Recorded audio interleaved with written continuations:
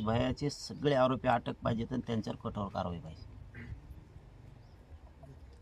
त्यांना पाठबळ पुरवणारे सुद्धा जेलमध्ये पाहिजेत. मग ते कोणी पण असू दे, कोणत्याही पदावर बसलेला असू दे, आत्ताही ते सुद्धा सगळे पाहिजेत. सुट्टी नाही. कोण करायचं आणि काय करायचं ते माझा प्रश्न नाही. मला एवढंच माहिती आहे, त्यात मंत्री असो, आमदार असो, खासदार असो, या खून करणाऱ्या आरोपींच्या पाठीशी जे जे उभा राहिले, ज्यांनी ज्यांनी खून करायचे प्रयत्न केले आरोपींना वाचवायसाठी, सरकारकडे एरझऱ्या घालल्या, ती एरझऱ्या घालणारे सुद्धा जेलमध्ये पाहिजे. त्यांना अजिबात सुट्टी नाही. तो महाजन कशाला मागं ठेवलाय?